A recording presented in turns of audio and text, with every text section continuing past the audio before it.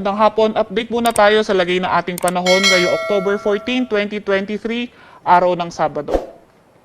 Sa kasalukuyan nga ay yung area na magiging maulan sa ating bansa, itong Palawan area, kung saan yung trough o extension ng low pressure area na binabantayan natin noong mga nakaraang araw, yung nagdadala ng maulap na papawirin na may mga kalat-kalat na pag-ulan, pagkidlat at pagkulog dito sa may area ng Palawan. Yung low pressure area naman na ito ay nasa labas na ng ating area of responsibility at mababa ang tsansa na pumasok pa ito muli sa atin.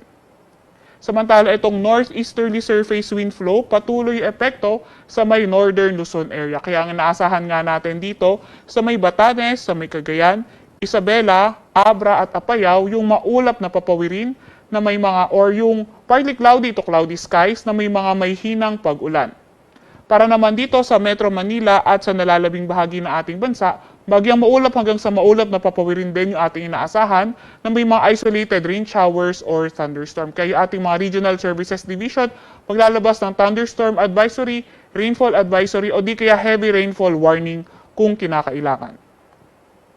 Para naman sa lagay ng ating panahon bukas, inaasahan nga natin mostly dito sa may Cagayan Valley, Cordillera Administrative Region at Ilocos Region, partly cloudy to cloudy skies na tayo dyan na may mga may hinang pag-ulan. Para naman sa lagay ng panahon dito sa atin sa Metro Manila at sa nalalabing bahagi ng Luzon, partly cloudy to cloudy skies na may mga isolated rain showers or thunderstorms si ating aasahan.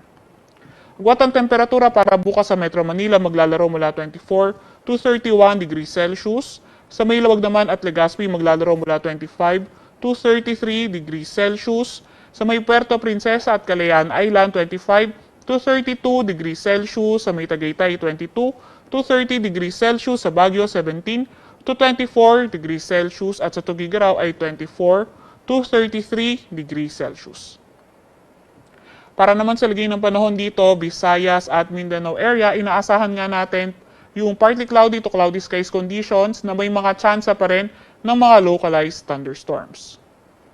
Agwat ang temperatura para sa may Iloilo, Cebu at Davao ay maglalaro mula 25 to 32 degrees Celsius. Sa may Tacloban naman ay 26 to 32 degrees Celsius at sa may Zamboanga ay 26 to 32 degrees Celsius. Sa may Cagayan de Oro, 24 to 32 degrees Celsius.